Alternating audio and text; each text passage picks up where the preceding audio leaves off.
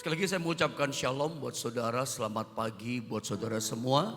Pagi ini saya akan kembali sharing dengan saudara, berbagi dengan saudara satu sesi pengajaran firman Allah. Pagi ini saya akan bagikan dengan saudara satu pengajaran firman yang temanya, judulnya adalah membangun manusia roh. Ketika kita bicara tentang membangun manusia roh, saudara ya, bicara manusia roh berarti kita mesti bicara rohnya kan saudara ya. Dan ini kalau saya boleh katakan ini bahasa gereja ya. Ini bahasa rohani.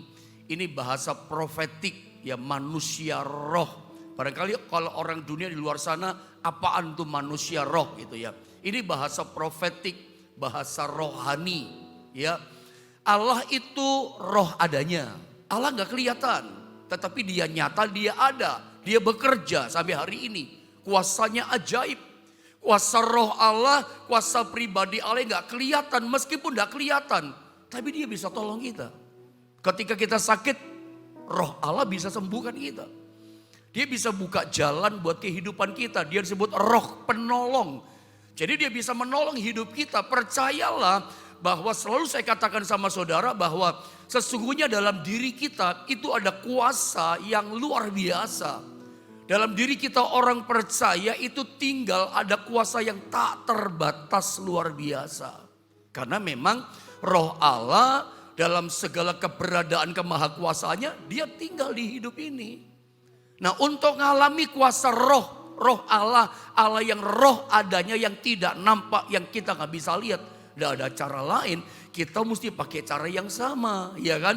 Kita mesti pakai frekuensi yang sama. Kalau caranya nggak sama, nggak ketemu. Cara yang nggak sama, nggak match, nggak nyambung. Allah roh, kita pakai cara jasmani, nggak ketemu, kita nggak ngerti, kita nggak dapat apa-apa. Makanya Allah yang roh adanya tidak nampak, supaya kita bisa ngalami kuasa yang nggak nampak, nggak kelihatan tapi nyata. Saya ngalami kok kuasa itu. Saya dapat pertolongannya kok. Allah itu nyata gitu loh. Tidak ada cara lain. Kita mesti pakai cara yang sama. Membangun manusia roh kita. Kita mesti membangun yang namanya manusia. Memperkuat manusia roh kita. Mempertajam manusia roh kita itu tepatnya. Supaya apa? Kita semakin mengerti Allah yang roh adanya. Diperkuat, dibangun, dipertajam manusia roh kita. Nah, kita baca ayatnya ya. Dalam Yehezkiel pasal 1 ayat 3 sampai ayat 10 saudara ya. Saya baca ayat yang ketiga, berganti-gantian begitu kita membacanya. Anda ayat yang keempat, nanti ayat 10-nya sama-sama ya.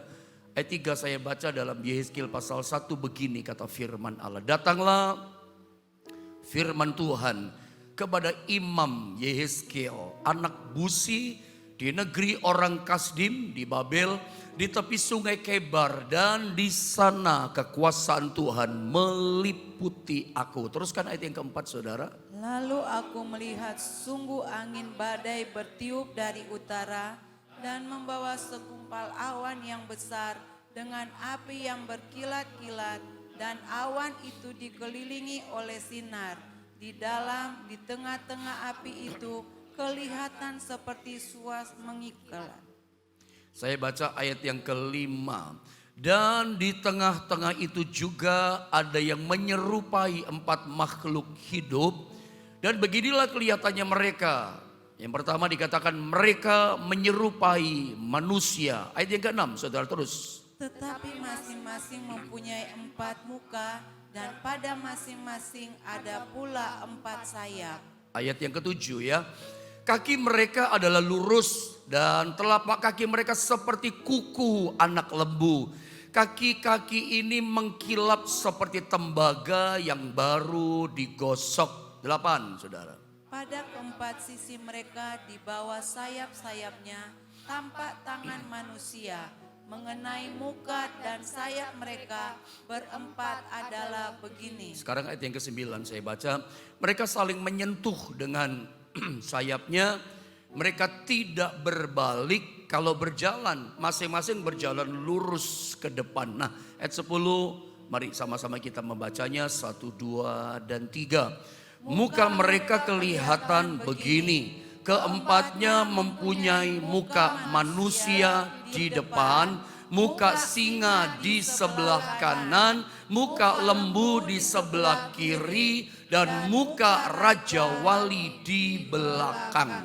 Saya tahu, saya sangat mengerti, Anda juga seperti saya. Ketika membaca ayat-ayat firman Allah ini dalam Yehezkiel pasal 1 ayat 1 sampai turun ke bawah, ada berkata, apaan ini? Kelihatannya apa yang sedang kita baca ayat barusan sulit dimengerti, sulit untuk dipahami. Tapi baiklah, pagi ini saya akan berusaha mencoba menyampaikan firman Allah itu pelan-pelan, tahap demi tahap, secara sederhana. Tujuan Anda yang penting setiap kita, Anda dan saya bisa memahami, mengerti apa yang dimaksud dalam penglihatan secara profetik, visual, vision yang dilihat oleh Imam Yehezkiel. Karena ternyata Yehezkiel menggambarkan kita banget gitu loh. Yehezkiel itu mewakili kita. Orang-orang yang merindukan mengalami kuasa, merindukan mengalami pertolongan, merindukan mengalami namanya lawatan kemuliaan terjadi atas keluarga kita, ekonomi kita, keuangan kita, kesehatan kita, pekerjaan kita. Saya rindu Tuhan ngalami kuasa kemuliaan-Mu. Sama lah gitu ya. Anda dan saya sama diwakili oleh Yehezkiel. Nah, untuk ngalami kuasa itu kita mesti berespon atau merespon, bersikap hati, punya attitude-nya seperti Yehezkiel. Tidak ada cara lain. Jadi saya mau tanya pagi ini, apakah benar Anda ingin mengalami lawatan kuasa? Mengalami kemuliaan, mengalami kehadiran Tuhan, mengalami pribadi Tuhan secara nyata bukan dari cerita orang. Anda bukan cuma mendengar kesaksian orang, Tuhan dahsyat loh, saya dipulihkan, saya disembuhkan loh. Kamu tahu kan saya bangkrut, tapi saya bangkit. Itu kuasa Tuhan, itu cerita kesaksian orang yang ngalami kuasa Tuhan. Saya rindu loh gini loh. Pagi ini lewat berita firman, Anda bukan cuma mendengar dari kata orang kuasa Tuhan. Anda bukan cuma mendengar cerita orang, Tuhan hebat, dia penyembuh. Anda ngalami. Kuasanya Allah dilepaskan yang roh adanya yang tidak nampak. Tapi sungguh-sungguh dia bisa tolongin kita. Bereskan masalah kita. Kasih jalan keluar dari masalah kita. Oh saya ngalami Pak, saya ngalami kesaksian itu. Itu indah, ironis, tragis dalam kekristenan kita.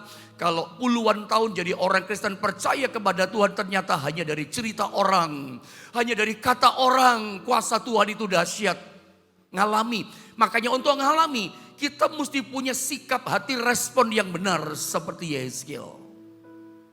Lihat ayat yang ketiga, saya mau terangkan sama saudara. Perhatikan dari kisah ini, perhatikan dalam ayat ini. Datanglah firman Tuhan kepada Imam Yehezkiel, lalu dikatakan, anak busi di negeri orang Kasdim di tepi sungai Kebar, perhatikanlah kalimat ini. Dan di sana, di tempat namanya Sungai Kebar dikatakan kekuasaan Tuhan meliputi dia. Kekuasaan Tuhan meliputi Yehezkiel. Hal pertama yang saya coba sampaikan dari ayat ini, Yehezkiel 1 ayat 3. Berkat rohani apa yang kita dapatkan dari ayat ini? Seperti janji saya tadi, saya akan mencoba menyampaikan ayat-ayat yang sulit ini secara bertahap, tahapan demi tahapan, sampai kita ngerti tentang 4 wajah tadi, ya, yang di depan wajah manusia, yang di belakang sono raja wali, wajah di sebelah kanan lembu, sebelah kiri raja wali, sampai kita nanti masuk pada 4 wajah itu. Nah, untuk ngerti itu mesti ngerti dulu ayat 3, ayat 4 terus ke bawah. Nah, makanya saya sampaikan bertahap sama saudara, supaya klimaks nyampe 4 wajah kita memahami. Saya ingin terangkan dulu ayat yang ketiga. Dikatakan dan di sana dikatakan kekuasaan Tuhan meliputi dia. Dan di sana terjemahan katakan kemuliaan Tuhan, kekuasaan Tuhan meliputi dia, memenuhi dia. Saya mau bilang begini sama saudara bahwa yang mengalami kemuliaan Tuhan, yang mengalami kekuasaan Tuhan, yang diceritakan Alkitab itu bukan cuman Yehezkiel seorang, bukan cuman imam ini saja, bukan cuman orang ini saja. Nanti di rumah coba Anda selidiki di sepanjang Alkitab. Bahwa memang jelas seorang yang diliputi dipenuhi kemuliaan kuasa Tuhan. Seorang yang diliputi the power of God, ya, the glory of God. Bukan cuma orang ini. Alkitab tuliskan banyak sekali tokoh-tokoh Alkitab. Banyak sekali orang-orang, bahkan semua orang mengalami namanya kemuliaan Tuhan. Kekuatan Tuhan memenuhi, meliputi, dialami sama mereka. Kalau ada mau contoh boleh, saya kasih contoh nanti. Di Alkitab, misalnya saudara ya, di Alkitab itu Nabi Musa, Daud, Saul, dan orang-orang yang mengalami kemuliaan Tuhan. Coba saya mau tunjukkan kalimat ini sama saudara, saya kasih gambaran. Ya, bukan cuma Yehezkiel, tapi banyak orang. Tetapi yang penting catatannya buat kita gini, kalau memang pagi ini saudara berkata, saya rindu Pak diliputi kuasa Tuhan. Saya rindu dipenuhi kemuliaan Tuhan. Saya rindu kekuatan Tuhan, kemuliaannya saya alami dalam pribadi saya. Nah ini catatan pentingnya buat Anda. Saya coba lepaskan, bagikan sama Anda. Karena saya rindu setiap kita tanpa kecuali ngalami kuasa itu. Diliputi kuasa itu. Kuasa itu ya dan amin nyata ada dalam hidup kita. Bagaimana caranya? Saya mau kasih tahu. Kalau saya baca Alkitab, saya temukan intinya. Bahwa ternyata semua orang yang dipenuhi kekuasaan Tuhan. Semua orang yang mengalami the glory of God. Setiap orang yang mengalami the power of God. Kekuatan Allah ada dalam hidupnya. Kekuatan Allah, wibawa Allah yang luar biasa tak terbatas. Terjadi dalam hidupnya. Kekuasaan Tuhan itu nyata. Dan orang yang alami itu, selalu orang itu punya kesamaan. Punya apa? Yaitu menuntut sebuah respon. Mereka punya respon. Jadi ternyata artinya begini, gak semua orang loh saudara, gak semua orang Kristen, gak semua orang yang berkata, oh, saya percaya Yesus, saya percaya Tuhan. Gak semua. Gak semua orang yang berkata, saya percaya kuasa Tuhan, bisa mengalami kekuatan Allah. Mengalami kuasa Tuhan, mengalami mujizat Tuhan, diliputi kekuatan Tuhan. Tidak semua. Catatannya adalah, lalu orang yang bagaimana pendeta yang bisa diliputi, yang bisa mengalami yang namanya the glory of God dalam hidup keluarganya, dalam pekerjaannya. Orang yang seperti apa ciri-cirinya? Orang yang punya respon akan Tuhan. Jadi enggak kepada semua orang. Tapi bukan juga kepada Yehezkiel saja. Bisa kepada orang-orang banyak. Tapi orang itu pasti sama cirinya. Mereka adalah orang yang punya respon.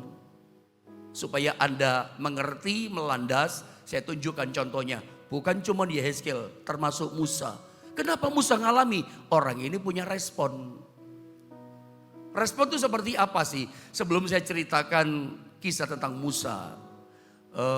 Saya tiba-tiba teringat ya tentang respon sikap hati. Mungkin saya pernah cerita tidak sama saudara. Saya itu punya teman pendeta, ya tinggal di satu kota, di luar kota sana di daerah Jawa Barat. Teman saya ini saya perhatikan dan banyak memang teman yang lain pendeta mempertanyakan itu.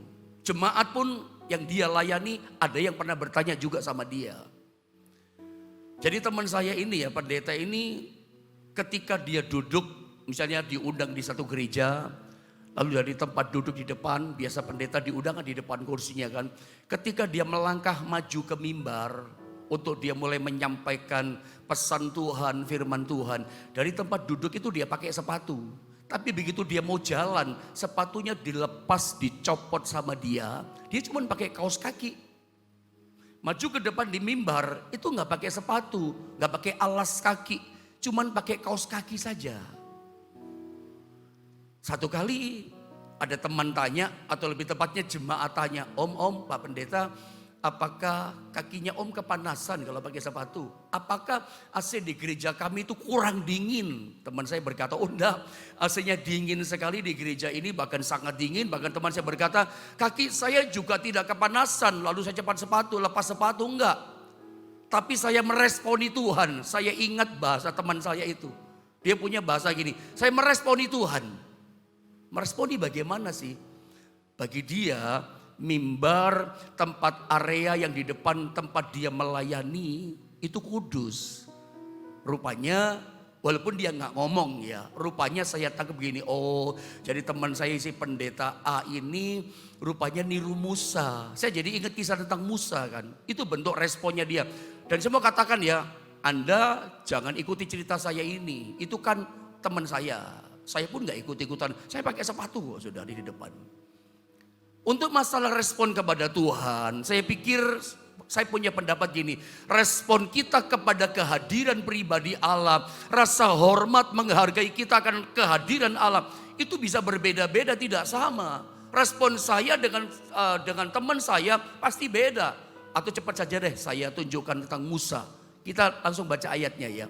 Dalam Keluaran pasal 3 ayat yang kelima, ketika Musa menggembalakan kambing domba di lereng kaki gunung Sinai atau gunung Horeb, Musa itu melihat ada semak belukar terbakar, nyala api, tapi Musa lihat, perhatikan, heran dia. Sebab semak belukarnya tidak terbakar hangus, tapi apinya besar menyembur-nyembur kayak lidah api kan, namanya api kan seperti itu.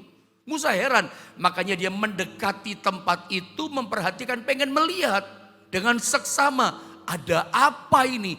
Penglihatan yang dia lihat tuh bikin dia penasaran, kagum, iya, terpesona pasti. Kok ada api tapi semak belukar tak terbakar? Dia memperhatikan. Nah, ketika sementara dia melangkah mendekati tempat di mana ada api menyala, ada suara ini dari dalam api.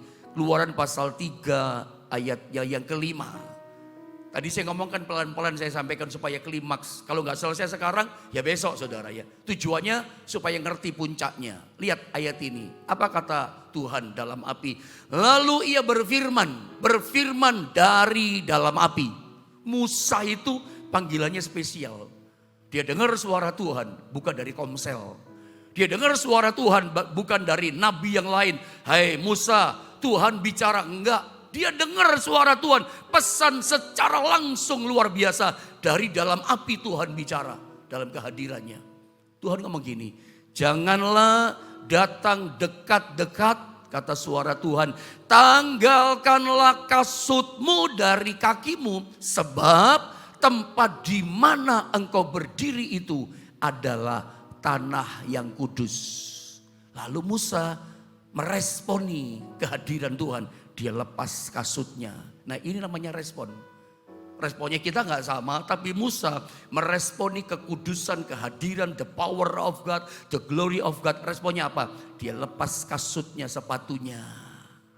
Dan dia mulai mendekati tempat itu. Setelah itu kalau Anda baca ayat yang ke-6, maka Tuhan berfirman. Tuhan memperkenalkan pribadinya kepada Musa.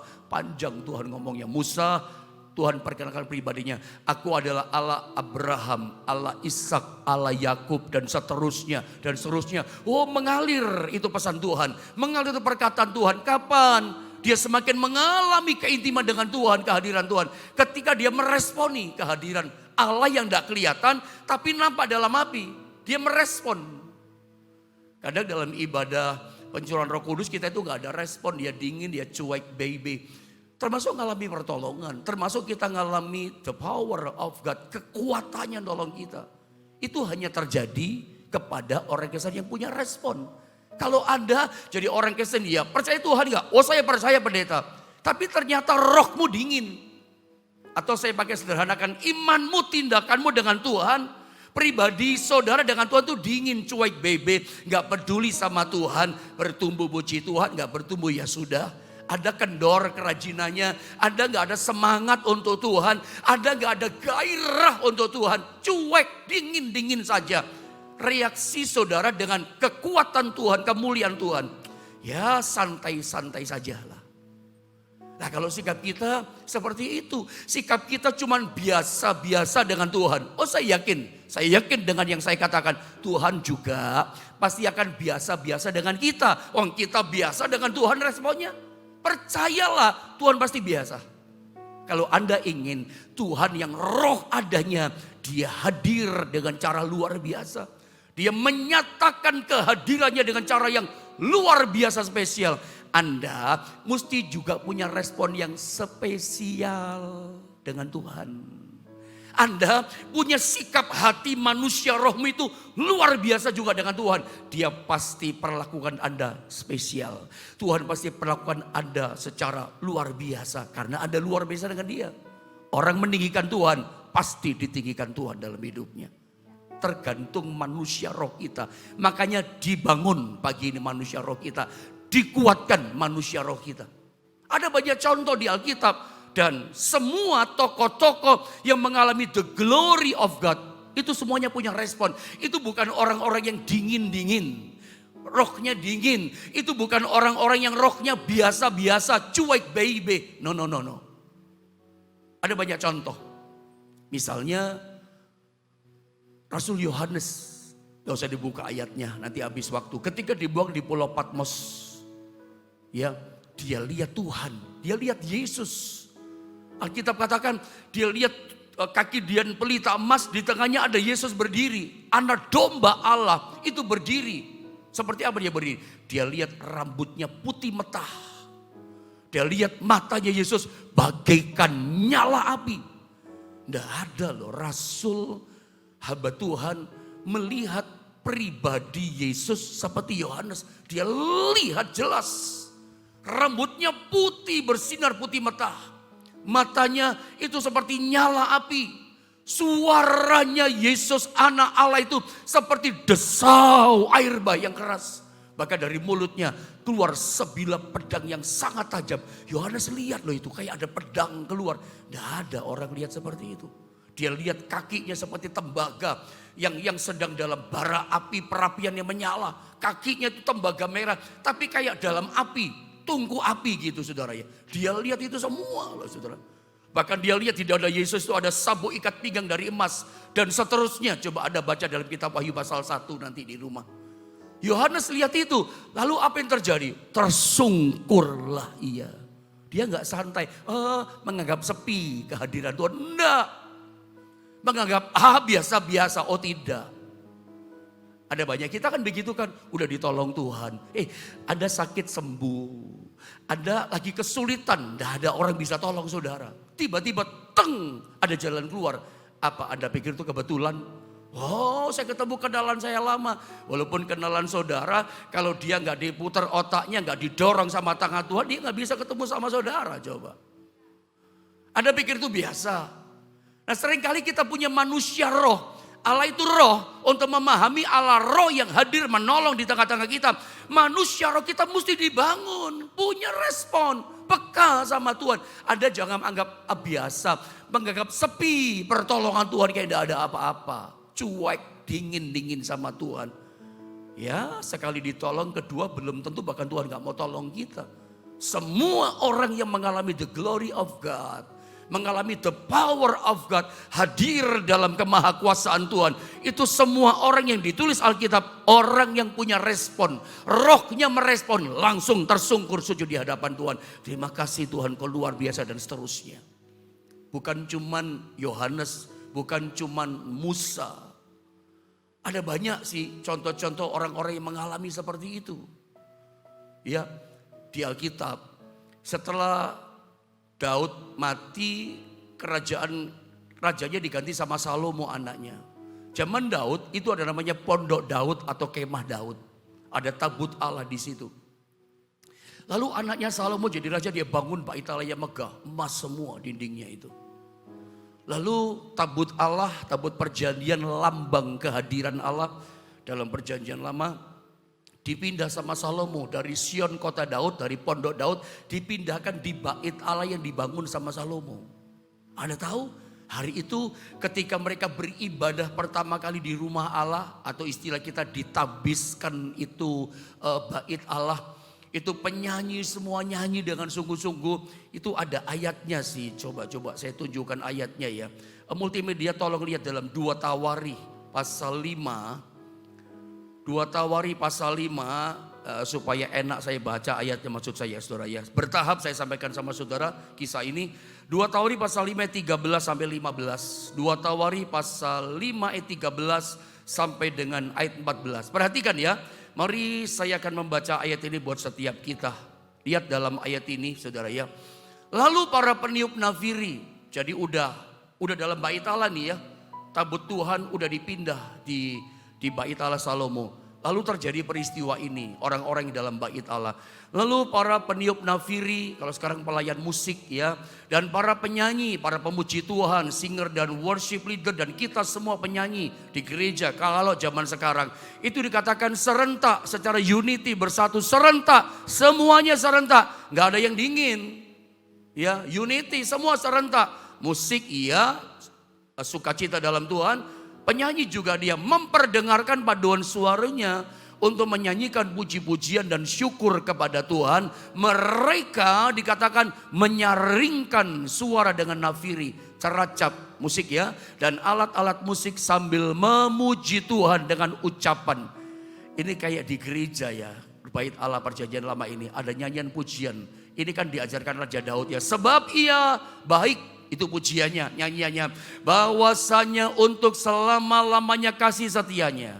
Perhatikan kalimat ini. Pada ketika itu, pada saat itu, rumah Allah yang dibangun Salomo, yakni rumah Tuhan, bait Allah, dipenuhi awan. Apa itu awan? Shekinah glory, kehadiran Tuhan. Allah itu roh, tidak kelihatan. Tapi dia hadir lewat simbol, lewat awan dia hadir. Simbolik. Tuhan pakai simbol-simbol, dalam awan dia hadir. Lalu apa yang terjadi? Lihat ayat 14. Ada kelihatan ayatnya, ayo sama-sama kita baca ayat ini ya. 2 Tawarik 5 ayat 14. Apa yang terjadi? Allah yang hadir 2-3. Sehingga imam-imam itu tidak tahan berdiri untuk menyelenggarakan kebaktian. Oleh karena awan itu, sebab kemuliaan Tuhan memenuhi rumah Allah. Allah hadir meliputi mereka. The glory of God, Shekinah glory turun sampai mereka yang ibadah tidak kuat berdiri. Kayaknya pada sujud semuanya sama Tuhan. Ini adalah bentuk respon. Jadi saya ulang ya, ini kumpulan banyak orang juga bisa ngalami. Bukan cuma tokoh ini, semua orang bisa ngalami. Tapi kuncinya sama. Orang itu yang ngalami kemuliaan Tuhan, pasti orang itu manusia rohnya merespon kehadiran Tuhan. Bukan dingin, bukan cuma biasa-biasa, bukan cuma menganggap sepi kehadiran Tuhan. Makanya saya tuliskan pada kalimat statement ini berikutnya. Setiap kali Tuhan buat sesuatu dalam kehidupan kita, dia berikan mujizat sama kita. Karena mujizat itu bicara kehadiran Tuhan kok. Kalau gak ada kehadiran Tuhan, gak ada mujizat.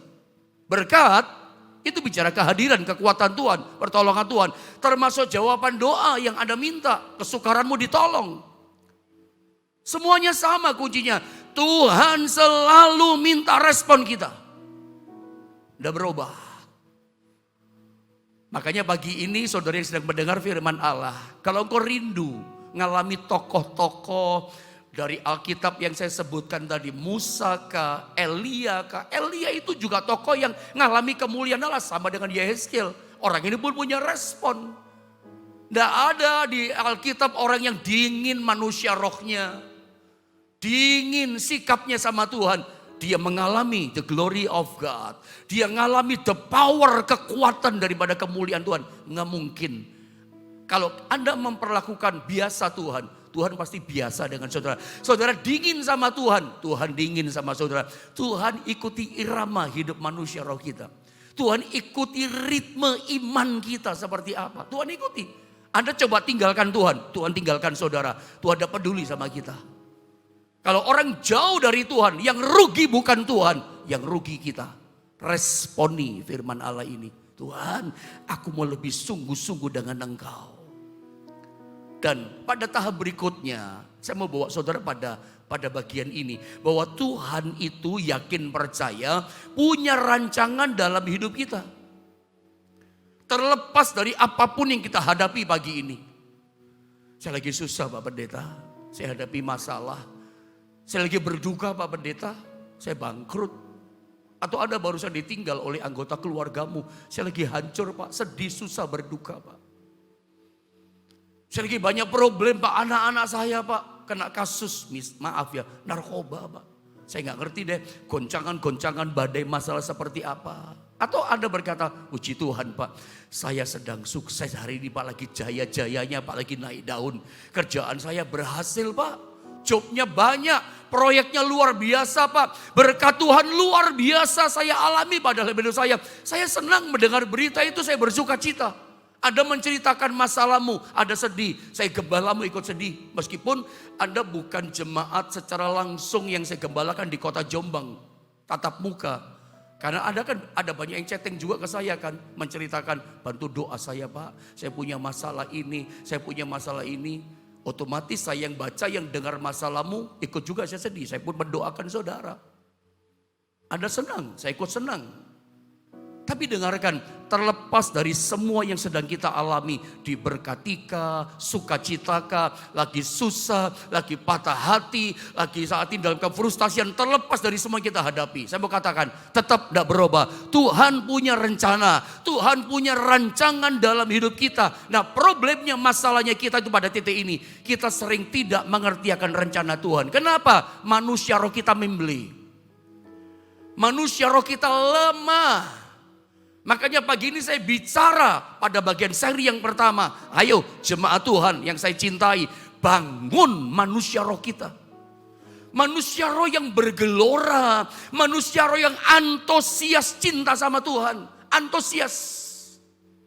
Manusia roh kita ini loh, jangan dingin. Jangan sikapmu biasa-biasa dengan Tuhan yang adalah roh adanya. Kenapa kita nggak ngerti rencana Tuhan? Masa hanya gara-gara keterpurukan, hanya karena tersandung sama masalah, Anda berkati, hancur aku. Seolah-olah kita nggak punya Tuhan yang perkasa. Hanya karena situasi yang sulit, yang susah Anda hadapi, Anda berkata, aku udah punya masa depan. Percaya, Tuhan punya rancangan masa depan penuh pengharapan. Ada Tuhan, ada pertolongan. Meskipun Allah itu roh, tidak kelihatan, dia nyata. Kuasanya yang tinggal dalam diri kita itu maha kuasa. Untuk bisa ngerti itu, manusia roh kita mesti tajam. Manusia roh kita mesti dibangun. Kalau manusia roh kita nggak kuat, nggak dibangun, nggak tajam manusia roh kita, frekuensinya nggak bisa nyambung. Allah roh, untuk ngalami Tuhan, ngerti apa yang Tuhan katakan, ya direncanakan. Ya harus pakai manusia roh kita, nggak bisa pakai manusia jasmani kita. Harus pakai manusia roh. Ibaratnya kayak radio yang Anda lihat di gambar itu. Lihat radio itu. Anda kalau dengar radio, frekuensinya beda 0,1 saja, 0, sekian saja. Nggak jelas Anda dengar radio itu suaranya. Kersak. Kadang duit, nggak enak lah suaranya. Nggak jelas, terdengar suara. Ada bingung, siaran apa ini? Suara apa ini? Apa yang dikatakan penyiar? Nggak jelas. Lagu apa ini? Nggak jelas. Kenapa? Frekuensinya nggak match. Frekuensinya nggak pas, nggak nyambung. Nggak terdengar apa-apa. Sama saya gambarkan, analogikan kita dengan Allah yang adalah roh adanya. Roh Kudus nyata ada di tengah-tengah kita. Peranan Yesus sekarang digantikan dengan Roh Kudus. Dia penolong yang sama seperti yang pertama, Allos Parakletos. Yesus penyembuh, Roh Kudus pun penyembuh. Yesus penolong, Roh Kudus pun percayalah dia bisa tolong kita. Yesus bisa kenyangkan 5.000 laki-laki, belum termasuk perempuan dan anak. Dengan 5 kotol roti, 2 ekor ikan, terjadi kelimpahan. Apakah Anda percaya Roh Kudus penolong yang sama dengan Yesus, dia bisa juga memberikan pelipat gandaan dalam kekurangan kita. Dia bisa memberkati kita dalam kekurangan kita. Persoalannya semua ditentukan respon manusia roh kita. Manusia roh kita menentukan iman kita kepada dia. Manusia roh kita menentukan kepercayaan kita kepada dia. Meskipun terpuruk, kalau manusia roh kita terbangun kuat, kita nggak bimbang, nggak ragu. Aku percaya Tuhan, Engkau sanggup menolong aku. Ada tetap percaya kepada kuasa pekerjaan Roh Kudus. Kalau Anda lihat gambar berikutnya dalam Yehezkiel pasal 1, puncaknya di ayat 10. Ya, saya baca dulu ayat ini. Saya tidak mungkin bisa memperkenalkan, menunjukkan ayat ini pada saudara sekarang ini juga. Karena akan terputus ini khotbah, malah bingung Anda. Jadi saya akan bagi sama saudara besok bagian ini. Saya baca ya, muka mereka, Yehezkiel melihat makhluk sorgawi. Ini bukan setan ya. Saya baca dulu di ayatnya. Muka mereka kelihatan begini. Keempatnya mempunyai muka manusia di depan, muka singa di sebelah kanan, muka lembu di sebelah kiri, dan muka Raja Wali di belakang. Ada makhluk sorgawi 4 wajah. Ada seorang berkata, kok kayak, permisi bicara ya, saudara-saudara kita dari Hindu kan punya dewa namanya Brahma. Itu 4 wajah. Tapi ini beda. Ya, kalau Brahma itu kan wajahnya sama teman 4, sudah lain. Ini bukan makhluk sorgawi yang dikatakan teman kita dari Hindu, beda. Tapi jangan juga berkata, kalau gitu ini roh setan. Oh, bukan dong saudara. Ini makhluk sorgawi, gambaran pribadi Allah. Setiap wajah di sini 4 wajah itu gambaran karakternya, sifatnya. Nah, Tuhan mau sebetulnya kita punya respon seperti wajah karakter sifat ini loh. Mau rindu ngalami kemuliaan Tuhan, harus seperti yang pertama, saya acak ya, seperti lembu misalnya, punya kerendahan hati, punya sikap sacrifice, pengorbanan. Lembu itu binatang kasihan. Lembu itu semasa dia, nanti kalau dia mati disembelih, dikorbankan. Itu kan begitu kan, semasa hidup kerja, cuman kerja kan, angkat beban, membajak sawah, itu lembu. Ini bicara respon loh. Jadi singkatnya begini, saya lanjutkan besok tentunya supaya pemahamannya enak ya, bertahap saya sampaikan sampai puncaknya. Hari ini tangkap sesuatu dari firman Allah. Kalau ada betul-betul rindu ngalami kekuatan, kemuliaan, kuasa yang tak terbatas.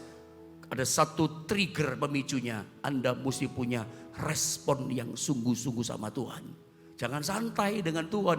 Mau menginginkan pertolongan, rindu ada jalan keluar, jawaban doa, ada cuman santai-santai. Datanglah cari Tuhan. Ada sikap pengorbanan diri dengan Tuhan. Seperti pagi ini bangun lebih awal. Itu pengorbanan loh. Itu lembu. Itu karakter lembu. Aku siap Tuhan untuk menyalipkan daging. Bangun lebih awal. Jiwa pengorbanannya ada. Karakter sifat itu ada. Itu respon. Loh, orang yang seperti ini gak usah khawatir, 2023 Tuhan pasti pelihara saudara. Rancangan Tuhan pasti indah, dahsyat, luar biasa buat Anda. Bangun manusia rohmu punya respon yang luar biasa.